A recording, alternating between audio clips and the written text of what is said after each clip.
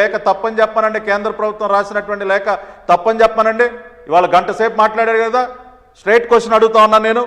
రెండోది, అంతేకాకుండా ఎన్టీపీసీ వాళ్ళు కూడా రాశారు, మీరు చేస్తున్నటువంటి పని తప్పు, సోలార్ పవర్ ఏదైతే మీరు ఈ రకంగా చేస్తా ఉన్నారో ఇది కరెక్ట్ కాదు అని చెప్పి ఎన్టీపీసీ వాళ్ళు రాసినటువంటి లెటర్స్.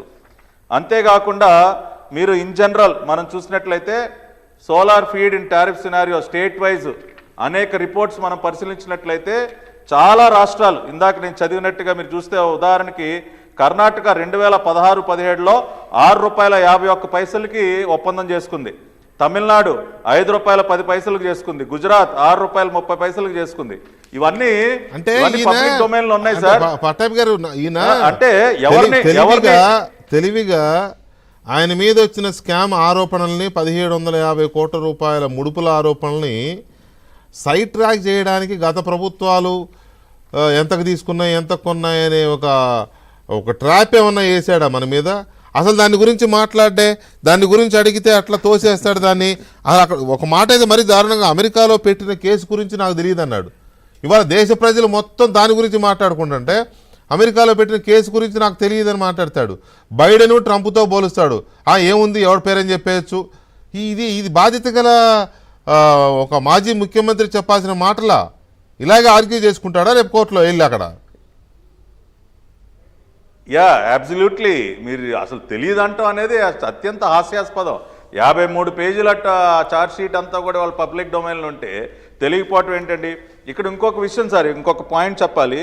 పాపం చాలా అమాయకంగా అసలు ఆయన ఎంతో ట్రాన్స్పరెంట్గా నిర్ణయం తీసుకున్నట్టు సెకీ వాళ్ళు అంటండి. పాపం ఈయనకి సెప్టెంబర్ 15న లెటర్ రాశారంట.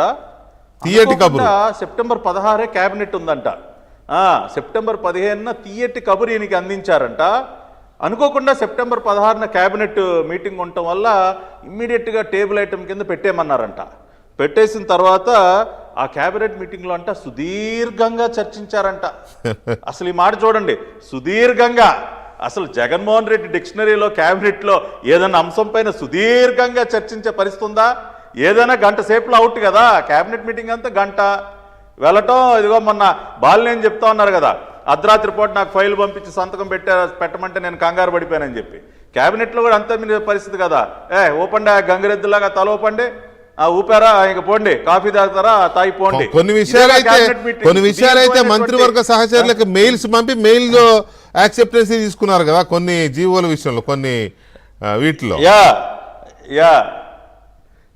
సో ఆ రకంగా అంటే సుదీర్ఘంగా చర్చ చెప్పి ఒక కమిటీ వేసి ఆ కమిటీ అధ్యయనం చేసి అక్టోబర్ 28వ తేదీన పాప అంత స్టడీ చేసిన రోజు ఒప్పందం చేసుకు. ఇక్కడ నేను 2 ఇంట్రెస్టింగ్ పాయింట్స్ చెప్పాలి సార్. ఇది చెప్తూనే ఆయన ఒక మాట అన్నారండి. అదేంటంటే ఆంధ్రప్రదేశ్ కంట ఒక బంపర్ ఆఫర్ ఇచ్చారంట. ఏది? ట్రాన్స్మిషన్ ఛార్జెస్ ఎక్స్క్లూజివ్ ఆంధ్రప్రదేశ్కి వేవ్ చేస్తా ఉన్నామని ఒక బంపర్ ఆఫర్ అంట. ఒకసారి విందాం ఆయన చెప్తాడులే.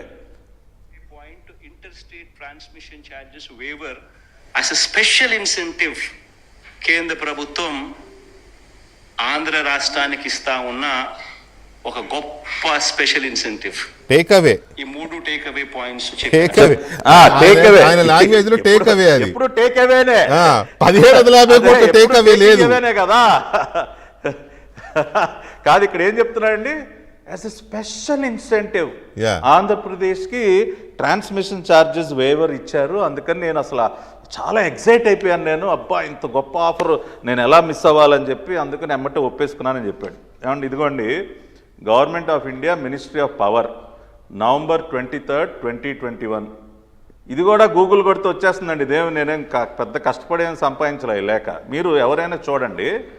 Order waiver of inter state transmission charges